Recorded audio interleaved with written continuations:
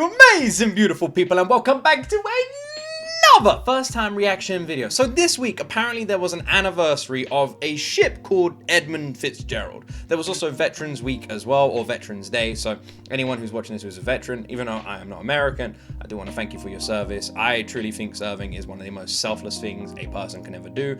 It's incredibly brave, so even as a British person, I can still appreciate and show love to those who put their life on the line for other people.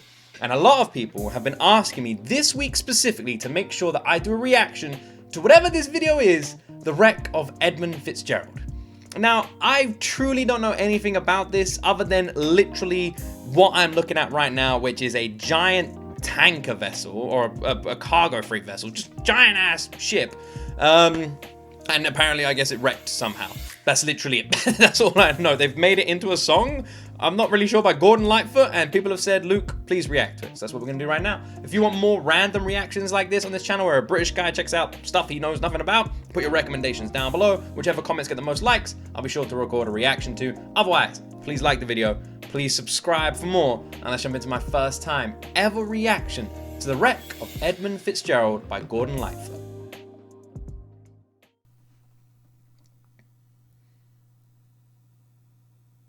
Super curious about this, like an historical event turned into a song.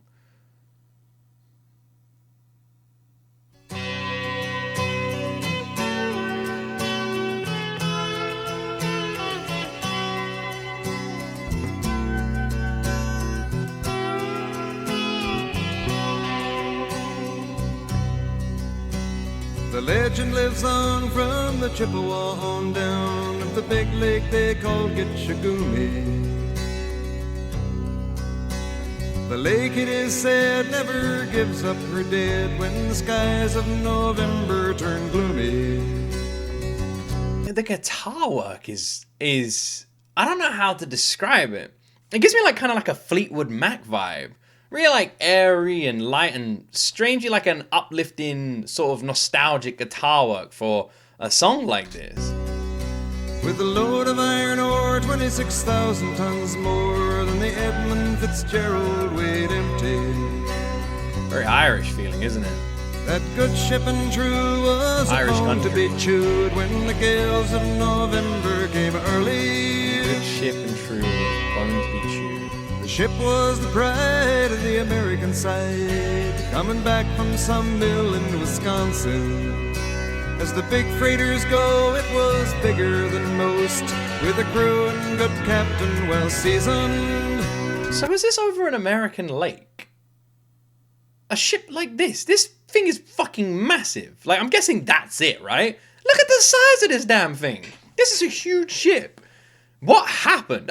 This is rare for me because I'm listening to a song, and even though I'm enjoying the song, I'll be honest, the historical element is something I'm way more curious about. Like, I'm being 100% honest. I don't know the story of Edmund Fitzgerald. That's why people recommend and I check it out. I am super curious what happened. Like, so curious. Because, like, it's a damn monster. Concluding some terms with a couple of steel firms when they left fully loaded for Cleveland. It's got a real nice feel. Then later that night when the ship's bell rang, could it be the north wind they've been feeling? They keep talking about these November gales, November wind, November weather.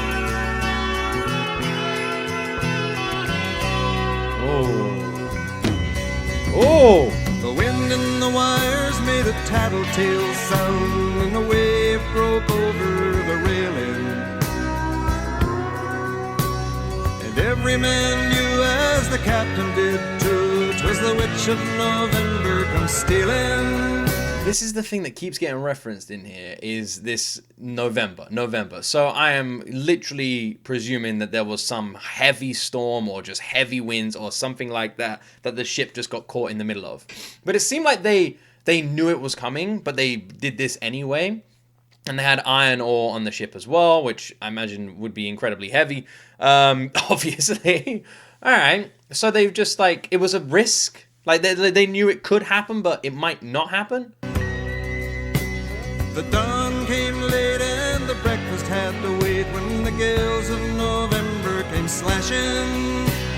When afternoon came, it was freezing rain in the face of a hurricane west wind. So it was a hurricane.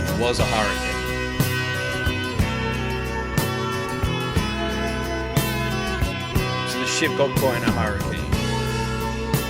When was this, by the way? Did they say in the song when this happened? The ship doesn't look too old. Is this like a 90s thing? When supper time came, the old cook came on deck saying, fellas, it's too rough to feed you. At 7 p.m. a main hatchway caved in. He said, fellas, it's been good to know you.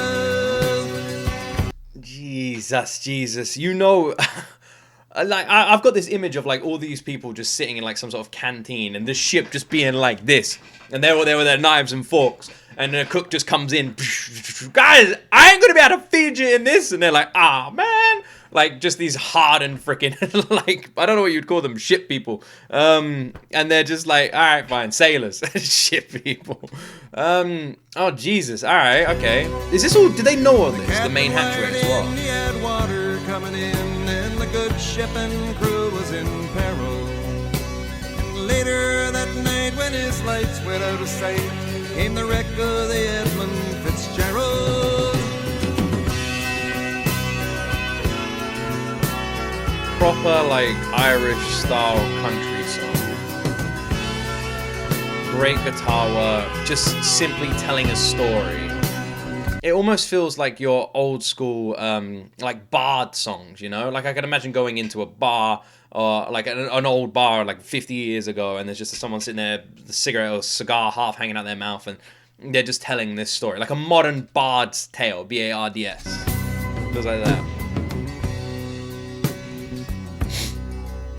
Does anyone know where the love of God goes when the waves turn the minutes to hours? The searchers all say they'd have made Whitefish Bay if they'd put 15 more miles behind her. They might have split up or they might have capsized. They may have broke deep and took water. And all that remains is the faces and the names of the wives and the sons and the daughters.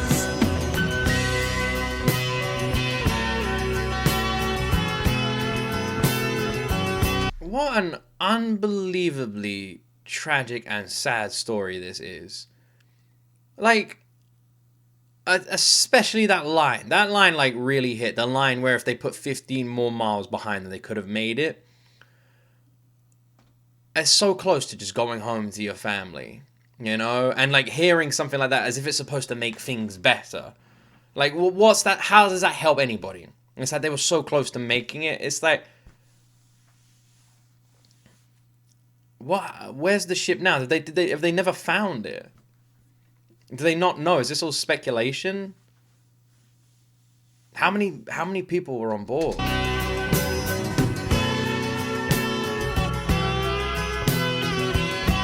I love songs like this, even though they break my heart. I love songs that just tell a story like this. Superior sings in the rooms of her ice water mansion. Old Michigan steams like a young man's dreams. The islands and bays are for sportsmen.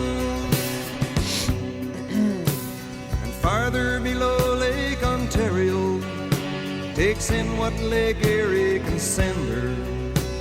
The iron boats go, as the mariners all know, with the gales of November remembered. What lake did this happen in then? I feel like they've mentioned so many. I don't know much about like American and Canadian sort of lake systems, so I don't know how this all works, if they're connected, if ships can go through one or the other. I don't know, I'll be honest. I know America and Canada have insanely large lakes like that are like mini oceans. But I'll be honest, I didn't even know that you got vessels like this that traveled across them. I had no idea. Do they not know? What, like, I'll check the description after this. How many people, and do they not know? Is it all speculation? Do they just never find this shit?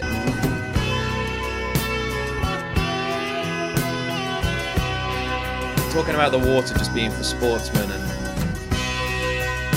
all these people going on, living their lives on the lakes with just this beneath.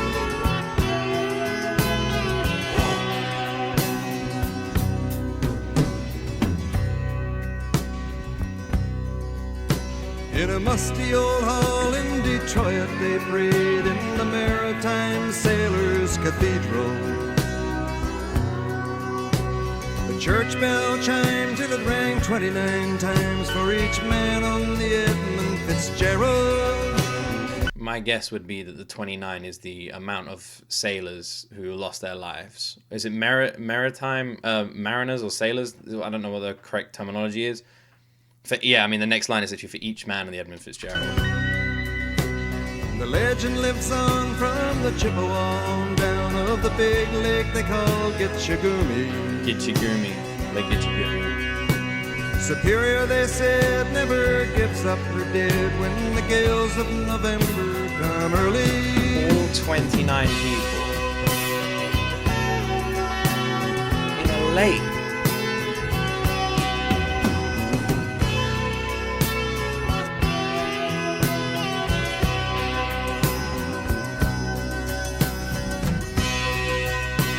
I can't believe it. It's a lake.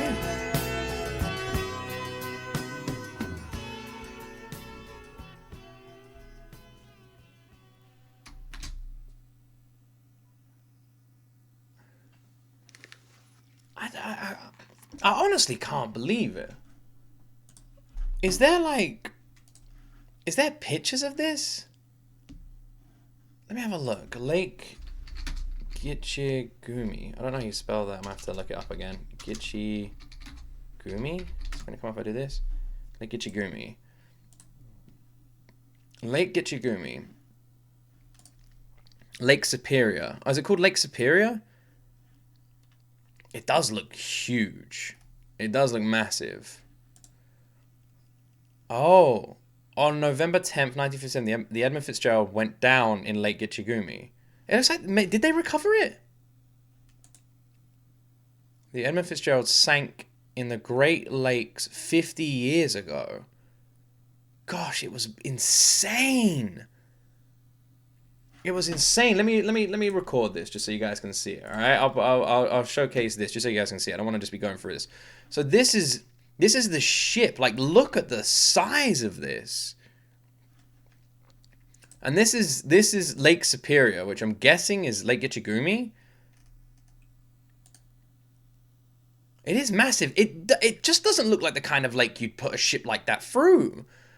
What must the weather have been like? Like, surely you could see it from the shore. Was the weather that bad that, like, the waves were just massive?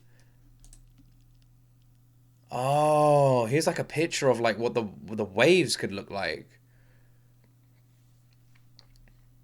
Jesus, I honestly find it, like, almost impossible to imagine the fact that in a lake you could have weather so bad that it would send a ship like that over and no one survived. Everyone just disappeared. I really want to know the story. For the comments, I can tell I'm not the only one who came to honor the 50th anniversary. So this happened 50 years ago. Today is the 50th anniversary. 50th anniversary.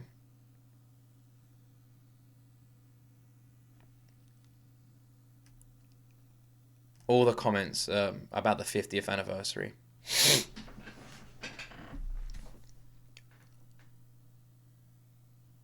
I was on the Edmund Fitzgerald for 4 hours in 1973. I was an engineer in a reserve, a sister ship to the Edmund Fitzgerald. I boarded her to get some spare parts for my ship. The crew of the Edmund was so kind and friendly. The engineers on board gave me some beers.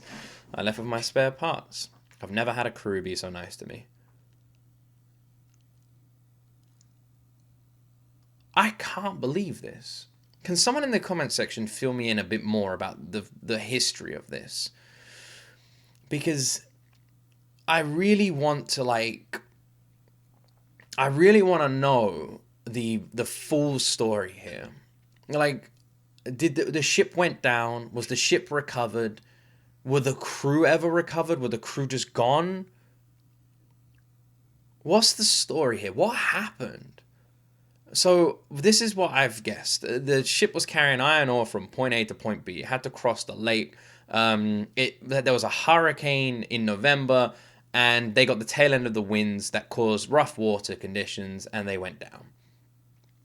And it looks like there's pictures of the ship being recovered. I would imagine if it was in a lake that it must have been recovered, right? I don't know how big the lake is, but from the pictures we saw, it looks like that surely you'd be able to see the ship from like the shoreline, right?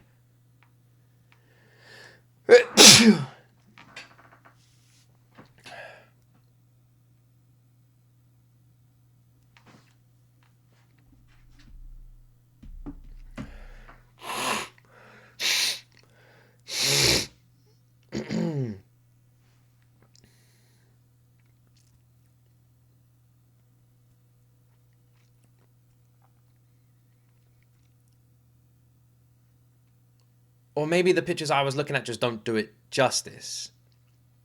It's honestly just, it's a terribly sad story. Because I can imagine it's not, like if you're, how do I word this? I can imagine you don't really expect these kind of things to happen in those kind of waters, right?